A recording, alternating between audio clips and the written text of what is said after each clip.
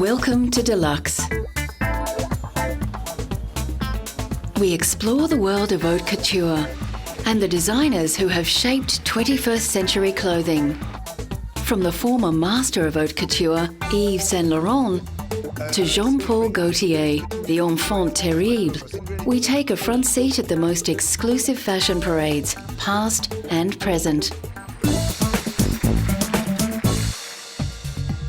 Haute couture is French for high dressmaking and covers only the most luxurious and exclusive custom-fitted fashion. Just like champagne, haute couture is a protected name, which means it can only be used by fashion houses that meet exacting standards. The rules for a couture house include designing and fitting made-to-order fashion for private clients, and presenting a collection to the Paris press twice a year, comprising outfits for both day and evening wear. Much of the haute couture on the runway is never sold, but designers create these works of art to enhance the prestige of the company. And at prices that begin at around $50,000, the market for haute couture is very small, currently around 200 clients worldwide. Haute couture was originally dominated by a small group of prestigious French fashion houses, including Chanel, Balenciaga, and Dior. In the 1960s, a number of young designers broke out of these established labels and started their own fashion houses. A leading light among these was Yves Saint Laurent. Algerian-born Saint Laurent and his partner Pierre Berge set up a small fashion house in Paris, and from these humble beginnings began a fashion empire that would change the way modern women dressed. Saint Laurent's brilliance and innovation was evident from his first collection. After the sudden death of Christian Dior in 1957, Saint Laurent found himself head of the House of Dior at the tender age of 21. His only formal fashion study was 3 months at the Chambre Syndicale School of Haute Couture. Not surprisingly, many thought Dior's successor would fail. Instead, Saint Laurent famously rose to the occasion at his first solo collection with his trapeze dress, which softened the predominantly over-structured fashion of the 1950s. The comfort and style of his new look was an instant hit. I think that it was the true incarnation of the modern woman, so he will always be. I mean, his death doesn't change all the work he did and which will stay with us forever. After suffering through military conscription and being sacked by Dior, Berge and Saint Laurent opened their own haute couture house in 1962. Life magazine declared that their first line contained the best collection of suits since Chanel, and YSL designs quickly became highly sought after. But fame brings pressure, and Saint Laurent himself acknowledged how difficult he found the creative process. It's a pain, you know, that ability to create. Very hard to carry as one person, because I suffer a lot before each collection and during each collection. Despite, or perhaps because of his vulnerability, Saint Laurent found a way of designing clothes that appealed to the new woman. Women were beginning to enter public life in a way that had not been seen before. And one of Saint Laurent's enduring designs was to make it feminine and glamorous for women to wear pants. He said that he felt fashion was not only supposed to make women beautiful, but to reassure them, to give them confidence, to allow them to come to terms with themselves. Berge has said that Saint Laurent's gift to fashion was that he empowered women after Chanel freed them. Part of the reason for his longevity as a designer was his ability to shape new design trends into Saint Laurent classics. And notwithstanding some controversial collections, he remained a widely admired designer. He just is quietly there producing the kind of clothes that he's done for a long time, but always with a sense of surprise and always done with elegance. YSL was the first fashion house to open a pret-a-porter store in 1966, and their first customer was the French actress Catherine Deneuve. Visibly frail at his official retirement in 2002, there was still a glimpse of the giant whose shadow fell across haute couture for almost half a century. I want to thank you all, those of you who are here and those who are not, for having been faithful to the shows I have organised for so many years, for having supported, understood and loved me. I will not forget you.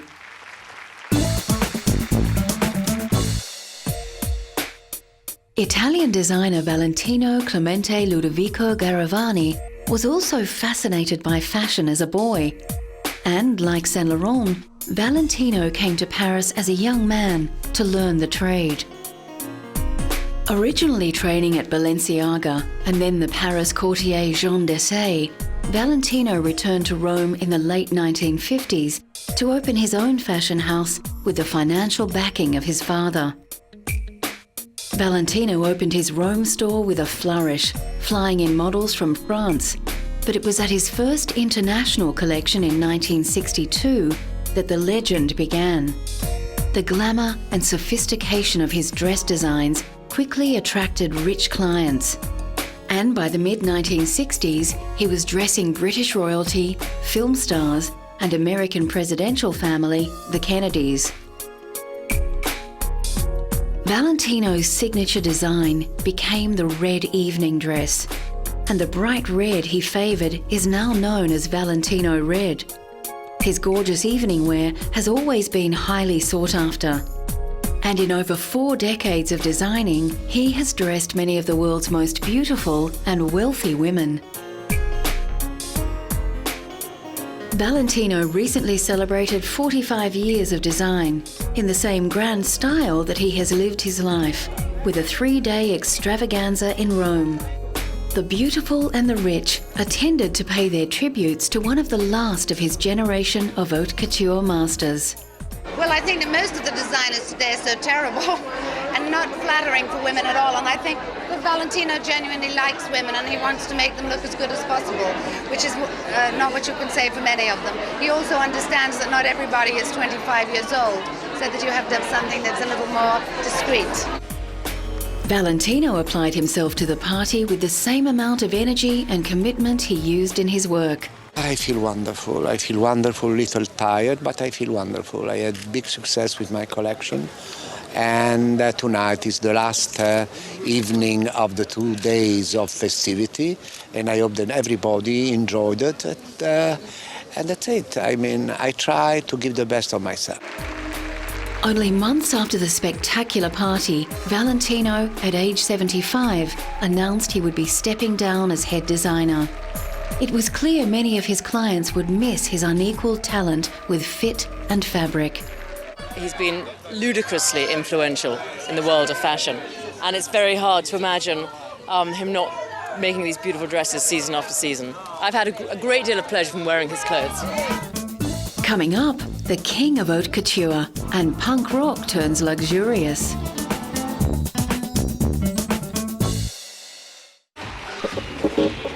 Another towering figure in the haute couture world is German-born Karl Lagerfeld. A distinctive figure with his ponytail and perennial sunglasses, Lagerfeld is known primarily for revolutionizing the French fashion house Chanel. Of the same generation as Saint Laurent and Valentino, Lagerfeld also moved to Paris when he was a young man, where he worked as an apprentice at Pierre Blaman after winning a coat competition.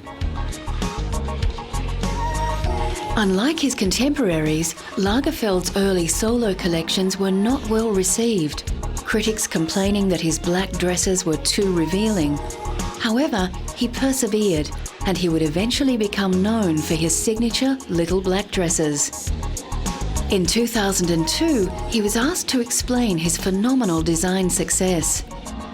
For my personal taste, because I mean, I'm not a buyer, I'm not a journalist, so I can look with the eye of somebody who wants this stuff immediately. All the things cut like this, the large pants, the shirt, the whole attitude, you see? So I like a show where you feel démodé with what you wear, even if it's very recent. That's fashion. In the early 1980s, Lagerfeld was lured from the fashion house Chloé across to Chanel, where he abruptly changed the old lines into shorter, bolder cuts and designs. Lagerfeld's visionary haute couture resulted in new popularity for the label, and during the 1980s, more than 40 new Chanel boutiques opened up worldwide. Lagerfeld also has several of his own labels in clothing and perfume, and his design and marketing skills have made him a very rich and influential figure. In 2008, he accepted a Lifetime Achievement Award at Berlin's Fashion Week. Lifetime, I'm not dead yet. It's not that bad. I mean, it's really nice. The German L is really good. Great people. I'm happy about this. I think it's flattering. Claudia Schiffer, model and collaborator, is a long-time fan of Lagerfeld's work. If it were up to me, he should get every single award. He can't get any better than he is now. He's already reached the top. German designer Michael Michalski, who presented his own collection at the Fashion Week, spoke about the enduring influence of Lagerfeld.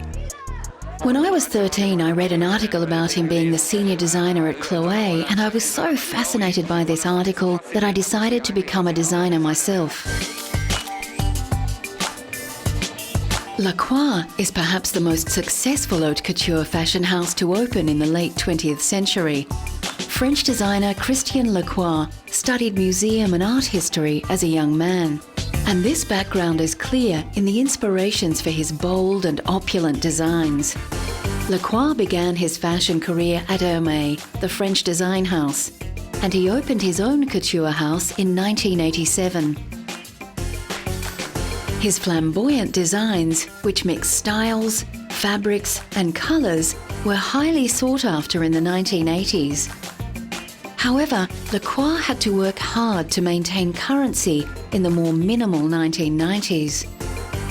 A recent exhibition in the French Museum of Decorative Arts highlighted the historical basis of much of his work.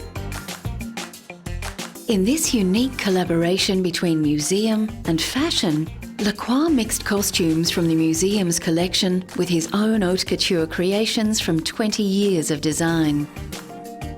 Beyond colour, that is a really very strong theme in Christian Lacroix's work, he is without doubt the fashion designer who has turned historical inspiration into a principle for current creation.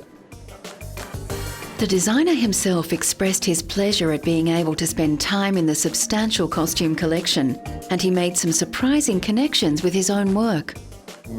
I realised that I had made dresses, like the one behind us, that wanted to diffuse this feeling, somewhere between Cinderella and Peau d'Âne, but to be frank, with a dark side, a bit like a cemetery.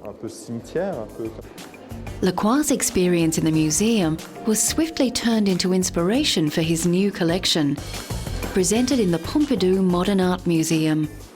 Today is a summer collection inspired by everything I saw at the Museum de la Mode when I prepared during 2 years. I was totally involved in the archive of the museum with the 18th and the 19th centuries pieces, and I was very impressed by some sleeves, some details. As Lacroix took his bow, members of the audience threw his signature white carnations in appreciation. Lacroix himself remains coy about the inevitable ups and downs of the difficult fashion industry. In order to find the label's style, we must let it evolve every year, but the audience and clients should get enjoyment from it, and so should I. From punk to Paris runway, Vivienne Westwood's journey as a designer is a unique one. Westwood began her career in a small shop in King's Road in London in the 1970s, with her then partner, Malcolm McLaren. The shop was called Sex, and the clothes Westwood designed and sold were full of punk attitude and style, featuring safety pins, tartan, bondage-inspired dresses and spiked heels. We just had this idea to take things from the from sadomasochism, from the underworld, and put them forward every day. I don't know, rubberware for the office, that was our idea. I don't know. Anyway, and yes, I used to stop the traffic when I used to walk down the street in rubber negligees and fishnet tights, because everybody else was dressed like hippies and it looked really good. Outrageous and talented, Westwood's journey up the fashion ladder was assured, and her flamboyant and anti-establishment beginnings are still evident in her collections. In fact, controversy seems to be her lifeblood. Recently, Westwood opened her first London show in 9 years with a model strutting down the runway in Guantanamo orange underpants, the words "Fair Trial My" printed across the back. Westwood loves to mix styles, colours and fabrics in eye-catching combinations. And she is also drawn to the extremes of 17th and 18th century high fashion. I know Vivienne Westwood is very British, but I can see some kind of Italian Baroque in her work as well. I think it's the best place to be showing it. Westwood was made a dame in 2006 for services to fashion, and her unique blend of cutting-edge and historical is what helps her to stand out in a crowded haute couture world. I think taste is one of the most difficult things I think it's more rare than intelligence. Not many people have taste. I think my things survive. I think it's like going on a tightrope. I think at the end it's a triumph, it works. Coming up, the young guns who shape high fashion.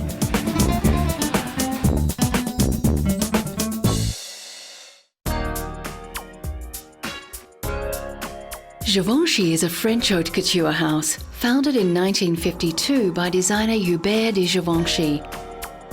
Givenchy was known for his modern and feminine styles, and among his famous clients were Audrey Hepburn and Jackie Kennedy, who wore Givenchy to John F. Kennedy's funeral. After the retirement of Givenchy in 1995, John Galliano briefly filled the role, and then the English designer Alexander McQueen. Riccardo Tisci is now chief designer, and his bold new look is promising to revitalise the brand.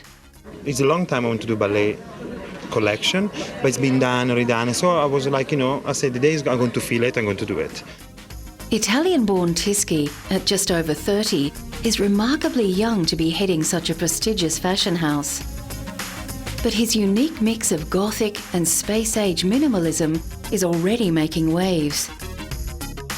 Since Tisci took the helm, Givenchy has gone from having 4 haute couture customers to 29. The way he uses it, the way he carves it, that it's still very feminine and it's still very sexy, but it's also so rock and roll, and it's not just volume, and there is much more to it. Gianni Versace founded the Versace label in 1978 in a boutique in Milan, and it quickly became a symbol of Italian luxury haute couture. Gianni became famous for his sexy and glamorous clothes, and his bold style perfectly suited the opulence of the 1980s. Tragically gunned down in 1997, his sister and muse Donatella took on the role of head designer, a job she has filled extremely successfully. Recently, Gianni and Donatella were honoured by a Rodeo Drive Walk of Style Award in Beverly Hills. I'm very honored to be recognized with this award tonight, especially because my late brother Gianni has been recognized as well, and I wish he was here to see. Gianni and Donatella are the 9th and 10th designers to receive a permanent plaque in the sidewalk of the famous shopping strip Rodeo Drive in California. Known for his hard work and his equally hard partying, Gianni's glamorous and theatrical fashions were central to the rise of the supermodel. La cosa fondamentale era proprio questa sua fisicità. The fundamental thing was his physical conception of fashion, He is the one who invented top models. He made them into something. He used them as inspirators and as interpreters, all the great models of those years. He wanted his clothes to be worn by beautiful women. Many not so beautiful ones have worn his clothes for sure, but always with the illusion that they were worthy of wearing Versace. Many women love Versace for the feeling that these spectacular clothes gives them, and Versace's haute couture clients have been more than happy with Donatella's design leadership of the Versace brand. I think Versace is the epitome of sexiness. It's the epitome of fantasy. I don't think it's like straightforward, kind of everyday, ready-to-wear fashion. It is something that a woman puts on when she wants to transport herself into like being a glamazon. And I used to model back in the day, and all the models wanted to be in the Versace fashion show. They all were vying to be in that fashion show, and it's because it was just such a fantasy. Long known as the enfant terrible of haute couture, French designer Jean-Paul Gaultier began his meteoric rise with no formal training. Instead, he sent sketches to famous designers, and Pierre Cardin hired him in 1970.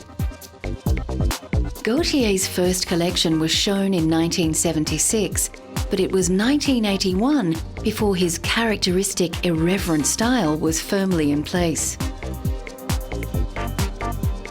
Gaultier's design work is often based on popular culture and streetwear. These interests also find their way into his haute couture collections, where luxurious fabrics and furs are used in unusual and playful ways. His most recent collection conjured neon birds of paradise. I thought it was very kind of exciting, extreme, very Jean-Paul Gaultier, lots of bright, bright neon colour, and a lot of fun. It was fun. And I think, you know, there were certain things that were like cages. You don't have to wear it with the cage. You can always throw the cage away. Oh, absolutely. And I thought it expressed his personality, that fashion is about fun. Gaultier loves to upset Paris haute couture traditions, and in the past, tattooed men, full-figured women, and heavily pierced models have featured in his runway shows.